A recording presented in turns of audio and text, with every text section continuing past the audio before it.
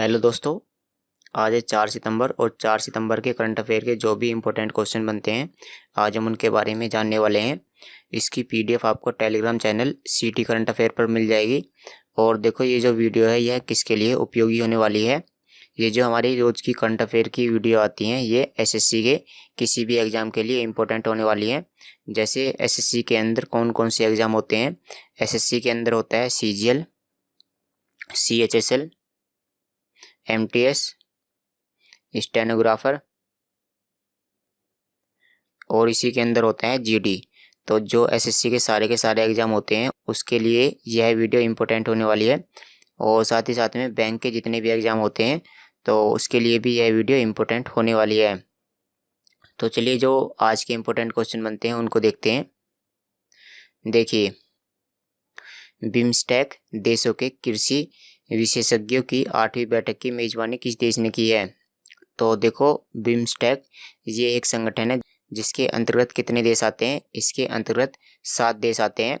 तो इन 7 देशों के जो कृषि मंत्री हैं या जो कृषि विशेषज्ञ हैं उनके बीच में एक बैठक हुई है और इस बैठक का इस बार 8वां संस्करण हुआ है। तो ये जो बैठक हुई है इसकी मेज़बानी किस देश ने की है। तो क्वेश्चन ये है, तो इसकी मेज़बानी की गई है भारत के द्वारा। और देखो इसमें हम क्या क्या जानने वाले हैं। इसमें हम बिम्स्टेक के बारे में जानेंगे और साथ ही साथ में हमें ये जानना पड़ेगा कि इसमें भारत की तरफ से किसने भाग लिया है। जैसा आप यहाँ पर देख सकते हो ये इस तरह से वर्चुअल मीटिंग हो रही है और यहाँ पर ये जितने भी यहाँ पर विशेषज्ञ हैं ये किसकी ओर ध्यान दे रहे हैं। ये यहाँ पर इनके सामने की ओर एक डिस्प्ले लगी हुई है और उस डिस्प्ले में ये देख रहे हैं। तो ये जान लेते हैं कि भारत की तरफ से किसने अध्यक्षता की है। देखिए, भारत की तरफ से इसमें भारतीय कृषि अनुसंधान परिषद के महानिदेशक डॉक्टर त्रिलोचन महापात्रा ने इस बैठक की अध्यक्षता की है। तो ये जो नाम है ये नाम आपको याद होना चाहिए, डॉक्टर त्रिलोचन महापात्रा। चलिए अब हम बिम्स्टेक के बारे में जान लेते हैं। तो इसमें कितने देश आते हैं। सबसे पहला क्वेश्चन तो यही बनता है, इसमें 7 देश आते हैं। चलिए उन 7 देशों के नाम जान लेते हैं। देखिए, हम इसमें इन देशों को इस तरह से याद करेंगे। यहाँ पर ये क्या है, बे ऑफ बंगाल। तो यहाँ पर देखिए सबसे पहले है श्रीलंका, उसके बाद ये भारत, उसके बाद तीसरे नंबर पर बांग्लादेश और चौथे नंबर पर है यहाँ पर म्यांमार और 5वें नंबर पर है यहाँ पर थाईलैंड। तो 5 देश तो ये आते हैं और 2 देश आते हैं लैंड लॉक्ड। तो यहाँ पर ये देखिए ये है भूटान 6ठे नंबर पर और 7वें नंबर पर यहाँ पर नेपाल। तो इस तरह से इसमें 7 देश आते हैं जिनका नाम आपको याद होना चाहिए। तो चलिए अब हम बिम्स्टेक की फुल फॉर्म जान लेते हैं। देखिए इसकी फुल फॉर्म क्या है। बे ऑफ बंगाल, बी से क्या बनता है बे ऑफ बंगाल, आई से बनता है इनिशिएटिव और यहाँ पर एम एस, इन दोनों को आप एक साथ याद करिए। एम एस का मतलब क्या है, मल्टी सेक्टरल। और यहाँ पर टी का मतलब क्या है, टी का मतलब है टेक्निकल, ई का मतलब है इकोनॉमिक और सी का मतलब है कॉरपोरेशन।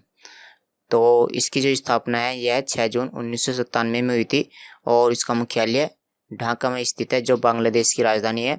और वर्तमान में इसके जो सिक्योरिटी जनरल हैं वो कौन है, तेंजिंग लेक फेल।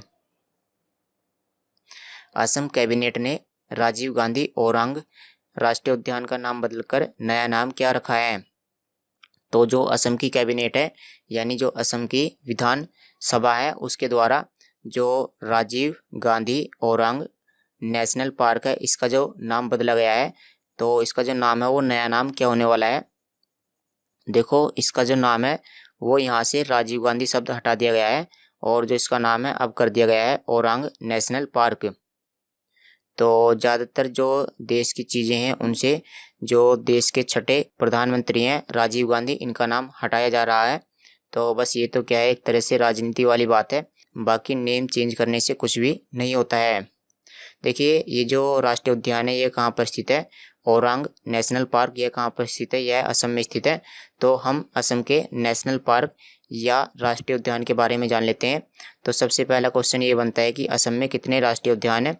तो असम में 7 राष्ट्रीय उद्यान हैं और ये सारे के सारे ही इम्पोर्टेंट हैं, काफ़ी ज़्यादा ये इम्पोर्टेंट है क्योंकि हाल ही में क्या हुआ है, हाल ही में 2 नए नेशनल पार्क बनाए गए हैं जिनका नाम क्या है, दिहिंग पटकोई और रायमोना। यहाँ पर ये जो दिहिंग पटकोई है यह 7वां राष्ट्रीय उद्यान बनाया गया है और ये जो रायमोना है यह 6ठा राष्ट्रीय उद्यान बनाया गया है।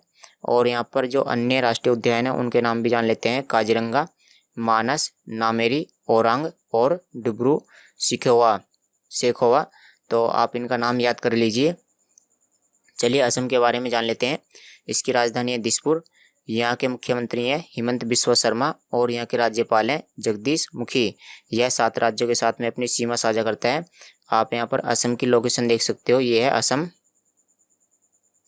और जो इसके पड़ोसी राज्य हैं वो कौन कौन से हैं?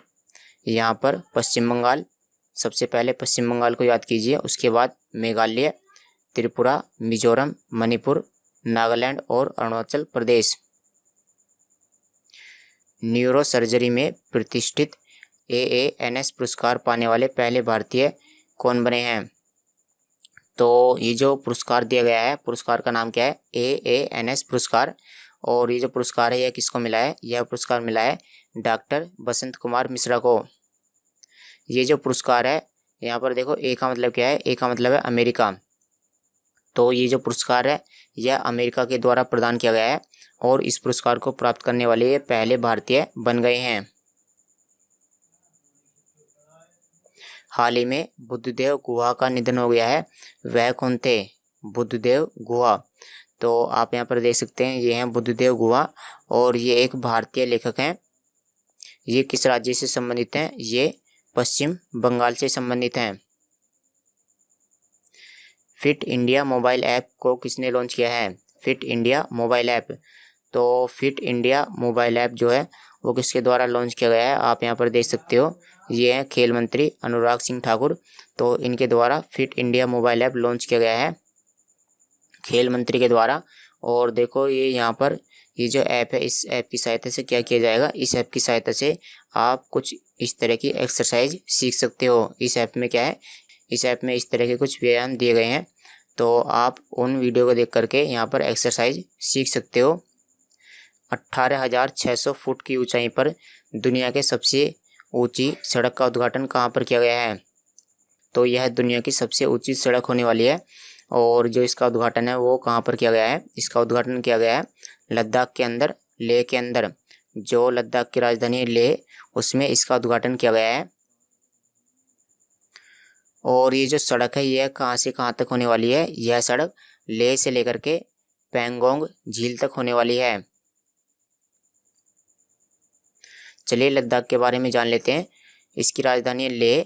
यहाँ के उपराज्यपाल हैं राधा कृष्ण माथुर और इसकी स्थापना हुई थी 31 अक्टूबर 2019 में। 31 अक्टूबर 2019 में लद्दाख को केंद्र शासित प्रदेश बना दिया गया था।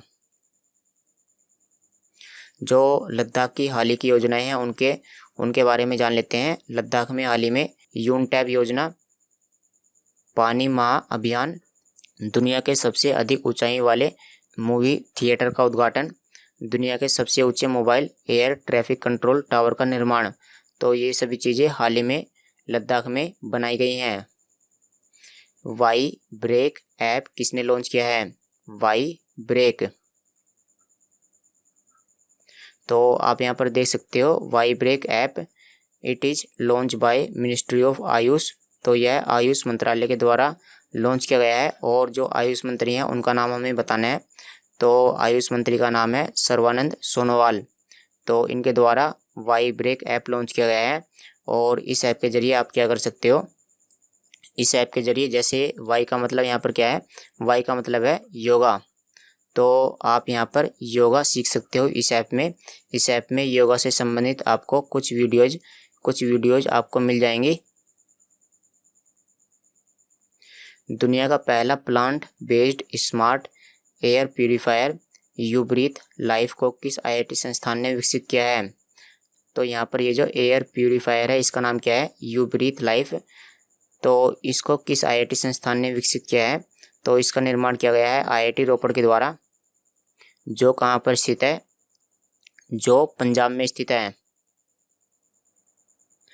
और देखो जैसे कि इसके नाम से ही पता चलता है, ये जो एयर प्यूरीफायर है इसका जो इस्तेमाल है वो किस में किया जाएगा? इसका इस्तेमाल एयर को क्लीन करने में किया जाएगा। तो ये जो एयर प्यूरीफायर है इसका इस्तेमाल हम स्कूलों में कर सकते हैं, चाहे तो हम अस्पतालों में भी कर सकते हैं, या कार्यालयों यानी ऑफिसों या घरों में भी इस एयर प्यूरीफायर का हम इस्तेमाल कर सकते हैं। अगला क्वेश्चन देखते हैं। Central board of direct taxes यानी कि जो कर हम प्रत्यक्ष रूप से देते हैं, तो केंद्रीय प्रत्यक्ष कर बोर्ड के अध्यक्ष के रूप में किसको चुना गया है? तो इसके अध्यक्ष बने हैं JB महापात्रा। चलिए अब हम CBDT के बारे में जान लेते हैं, central board of direct taxes. तो आप यहाँ पर देखिए, इसकी स्थापना 1924 में हुई थी और इसका मुख्यालय नई दिल्ली में स्थित है। और इसके अध्यक्ष कौन बने हैं? JB महापात्रा।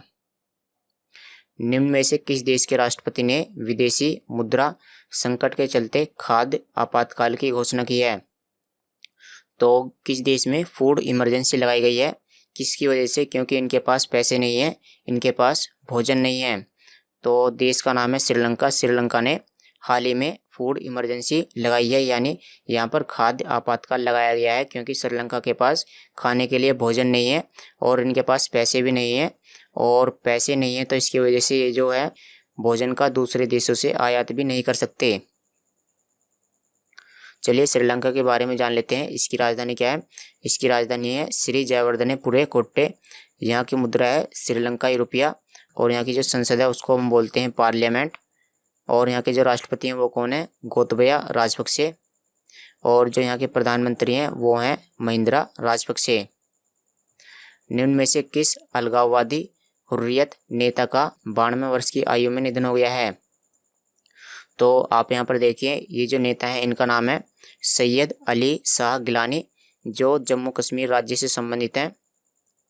तो यहाँ पर देखिए, ये जो शब्द है इनका मतलब समझ लेते हैं। अलगाववादी का मतलब क्या है? अलगाववादी का मतलब होता है कि सेपरेटिज्म, इंग्लिश में बोलते हैं इसको सेपरेटिज्म।